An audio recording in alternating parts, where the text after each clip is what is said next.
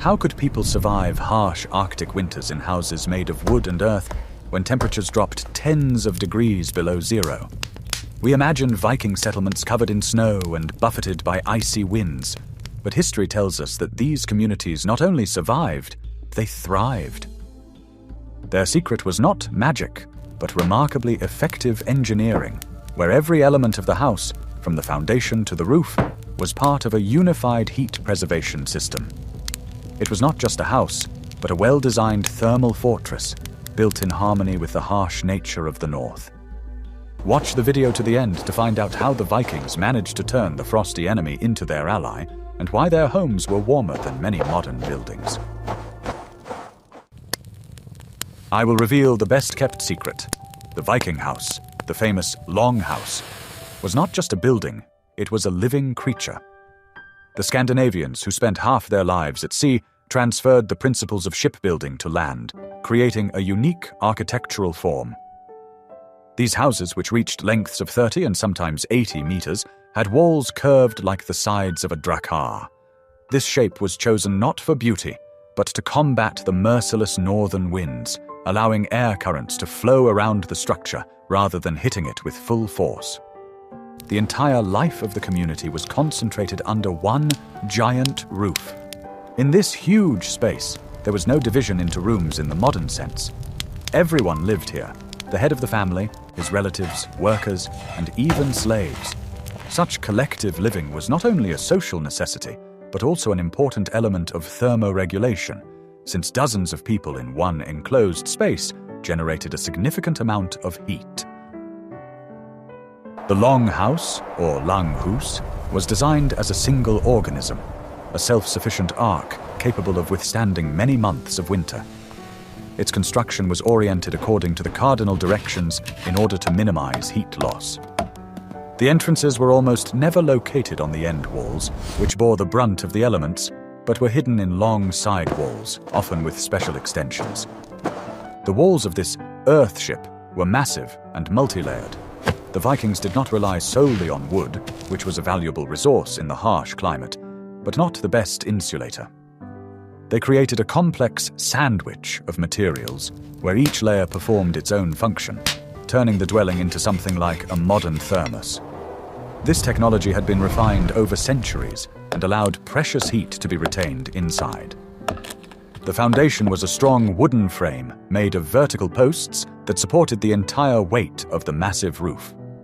These posts, often made from solid pine or oak trunks, were dug deep into the ground.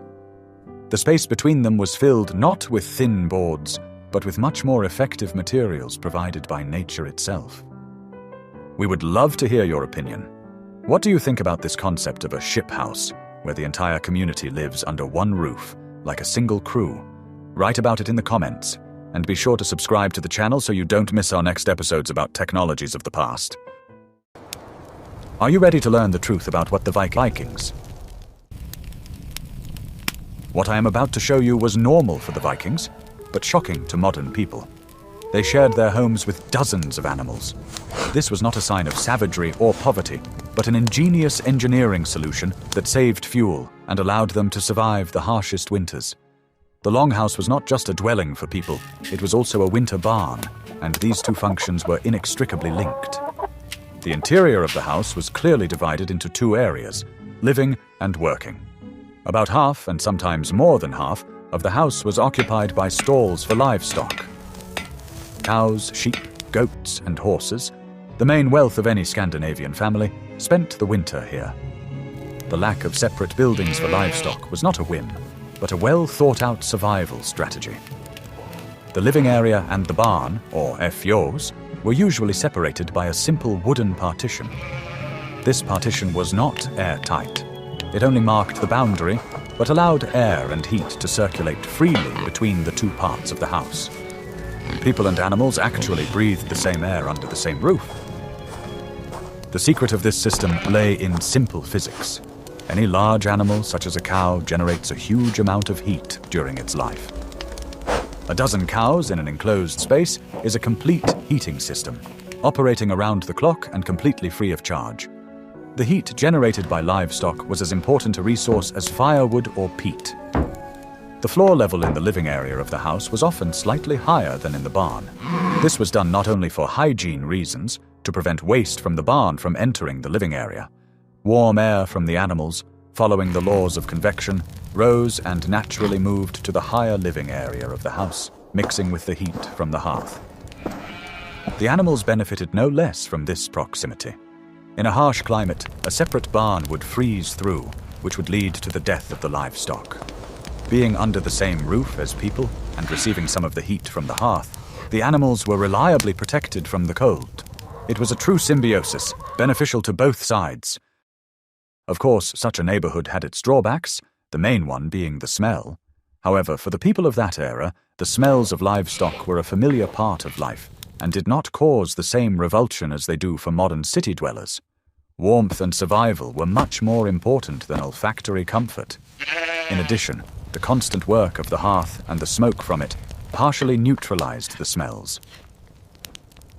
If you think this method is ingenious in its simplicity, like this video. And be sure to subscribe to the channel so you don't miss new videos about how people survived in the harsh conditions of the Middle Ages. Want to know the secret that allowed the Vikings to stay warm without glass windows? The main enemy of any warm home in the north is not so much the cold as the wind. The wind blows precious heat out through the smallest cracks, creating drafts. The entire architecture of the longhouse was designed for one purpose: to minimize uncontrolled air movement. The first thing that catches the eye when studying longhouses is the almost complete absence of windows. Glass was incredibly rare and luxurious in that era, available only for the construction of churches. Ordinary houses were deprived of this source of light. Sometimes tiny slits were made in the walls, but in winter they were tightly plugged with moss, straw, or wooden plugs. Life in such a house took place in constant semi-darkness, which was dispelled only by the fire in the central hearth. This was a conscious sacrifice made for the sake of preserving heat. The Vikings understood that any window was, first and foremost, a hole in the thermal armor of their home, and preferred darkness to cold. Instead of windows for lighting and ventilation, special openings in the roof were sometimes used, but we will discuss them separately. As for entrances, special attention was paid to their design. Doors were the Achilles heel of any dwelling, and the Vikings developed a whole system to neutralize this threat. The doors in longhouses were always very low. A modern person would have to bend down significantly to enter. This design not only forced the entrant to bow to the owners, but also minimized the amount of cold air entering when the door was opened. The low doorway blocked a significant portion of the icy draft. The doors themselves were massive, made of thick planks, and fitted tightly to the jamb. They never hung on the hinges we are used to. Instead, they rotated on powerful wooden pins that fit into grooves in the threshold and upper crossbar. This design ensured maximum fit and no gaps. Often, the entrances to the house were not straight. A small vestibule or entrance hall was built in front of the main door. This vestibule served as the first line of defense. A person first entered this unheated room, closed the outer door behind them, and only then opened the second inner door leading to the living area.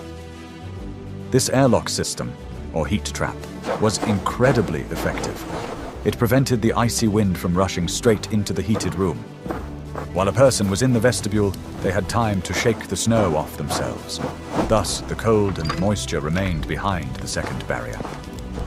The location of the entrances was also not accidental. They were almost never placed opposite each other to prevent drafts from blowing through the house. Most often, the entrances were located in long walls protected from the prevailing winter winds. Sometimes the entrance was additionally protected by a protruding part of the wall or an earth embankment.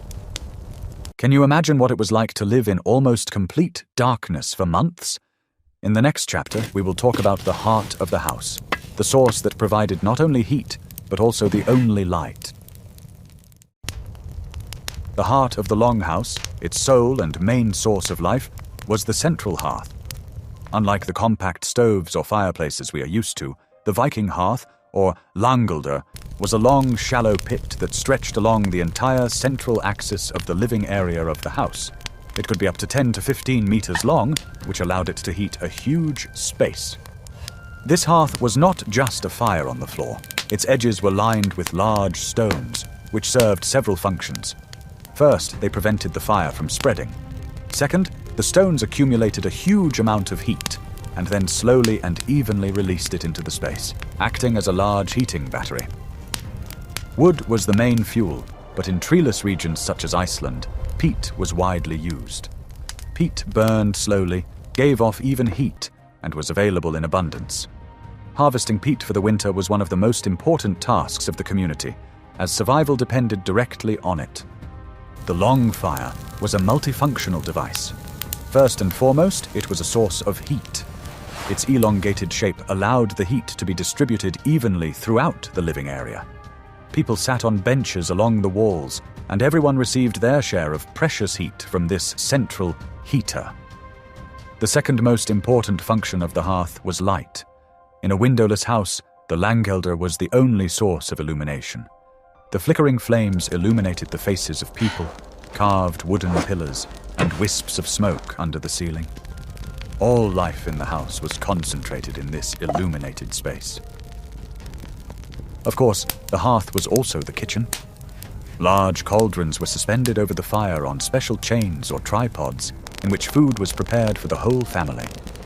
Here they cooked soups, porridges, and roasted meat. The smell of cooking mixed with the smell of smoke and livestock, creating the unique atmosphere of a Viking dwelling. What if I told you that the Vikings did not have chimneys, but they did not suffocate from smoke? The presence of a huge open hearth in the center of the house posed a difficult task for builders: how to remove the products of combustion without losing all the heat. The solution to this problem was as simple and ingenious as the entire design of the house. The brick pipes and chimneys we are familiar with did not exist in those days. Smoke from the long fire rose freely, accumulating under the roof itself. The entire upper space of the house, above human height, was filled with a dense, hot, and acrid layer of smoke. This had an unexpected positive effect. Hot smoke and soot constantly saturated the wooden beams of the roof and rafters. This process, similar to smoking, was an excellent preservative. It killed wood-boring beetles and protected the wood from rotting, significantly extending the life of the structure. Of course, the smoke had to go somewhere. For this purpose, special holes were made at the highest point of the roof, directly above the hearth. These holes, called liore, served both for ventilation and lighting. It was the only source of daylight in the house, apart from the open door. The liore was not just a hole in the roof. It had a special design that allowed it to be adjusted. Most often, it was a wooden frame that could be partially or completely covered with a special shield or cover. This cover was controlled by a long pole standing by the hearth. Controlling this damper was a real art. In winter, it was kept almost completely closed, leaving only a small gap. This allowed the thickest smoke to escape, but kept as much warm air inside as possible. The quality of the air had to be sacrificed, which was heavy and saturated with smoke in the house. Do you think it was difficult to maintain this balance between fire and air? But the roof was not only an outlet for smoke, it was also the main shield. In the next chapter, we will learn why Viking roofs were alive. The roof of a longhouse was just as grass began to grow on the roof, turning it into a green lawn. The roots of this grass further bonded the turf blocks together, creating a single, durable, and monolithic covering. The house literally grew into the surrounding landscape.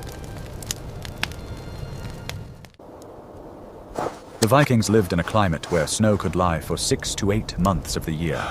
And while heavy snowfall is a problem for modern humans, for the Scandinavians it was another element of their complex survival system. They did not fight the snow, but used it as a free and incredibly effective insulator. The very design of the house was intended to catch snow.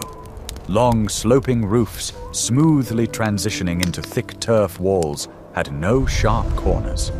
When it began to snow, the wind piled up huge drifts that accumulated against the walls of the house and on the roof.